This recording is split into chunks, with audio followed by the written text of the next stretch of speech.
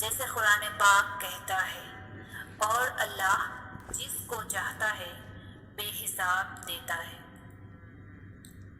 ہمیں بس اللہ سے اپنی عرضیاں طلب کرنی آنی چاہیے۔ ہمیں اللہ سے اپنی بات منوانے کا سلیقہ آنا چاہیے۔ ہم اکثر کہتے ہیں کہ دعائیں جیسے بھی مانگی جائیں قبول ہوتی ہیں، اور یہ سچ بھی ہے، لیکن اگر آپ دعائیں کرنے میں تھوڑی سی محنت کریں گے تو اللہ آپ سے زیادہ خوش ہوگا۔ ہاتھ پھیلا کر مانگنے والے اور ہاتھ نہ پھیلا کر مانگنے والے میں کچھ تو فرق ہوتا ہے۔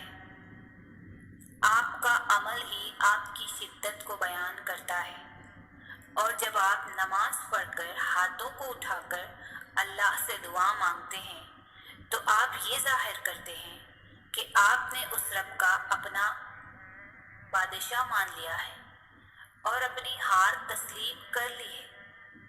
ظاہر ہے کسی بھی ایرے غیرے کے آگے تھوڑی نہ ہاتھ پھیلائے جاتے ہیں، ہاتھ تو صرف اس کے سامنے پھیلائے جاتے ہیں جس پر مان ہوتا ہے، اور جب اللہ کو پتہ ہوتا ہے کہ آپ مان کے ساتھ آئے ہیں تو وہ اس مان کا بھرم کبھی بھی ٹوٹنے نہیں دیتا۔ اور پھر ہاتھوں کو دعا کے لیے اٹھانے کے بعد آپ نے فوراً اپنی خواہش نہیں اللہ کو مانگنے لگ جانا، جیسے آپ صرف اسی مطلب کے لیے آئے ہیں، بلکہ سب سے پہلے آپ نے اللہ کی بڑائی بیان کرنی ہے، اور اللہ کی بڑائی بیان کرنے کے لیے سب سے خوبصورت سورہ کون سا ہے؟ سورہ فاتحہ ہی ہمیں دعاؤں کے آداب سکھاتی ہے، کیونکہ سورہ فاتحہ اپنے آپ میں ہی سب سے بڑی دعا ہے۔ پھر آپ نے درود شریف پڑھنا ہے، کیونکہ جب تک آپ اللہ کے محبوب کو راضی نہیں کریں گے تب تک اللہ آپ سے راضی نہیں ہوگا۔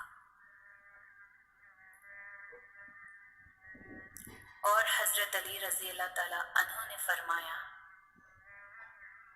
کہ جب تک نبی صلی اللہ علیہ وسلم پر درود پڑھا جائے تب تک ہر دعا، درود نہ پڑھا جائے تب تک ہر دعا روک لی جاتی ہے۔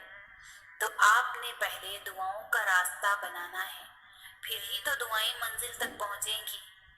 اور پھر جو دل چاہے مانگے، بے پناہ مانگے، بے انتہا مانگے، اور انشاءاللہ اللہ ضرور قبول کرے گا۔ آپ کو پتہ ہے کہ ہم روز کتنے ایسے گناہ کرتے ہیں جو ہم سے انجانے میں ہو جاتے ہیں، اور پھر ہم ان گناہوں کی اللہ سے معافی بھی کبھی نہیں مانگتے، کیونکہ ہمیں علم ہی نہیں ہوتا کہ ہم سے یہ گناہ سرزد ہو گئے ہیں۔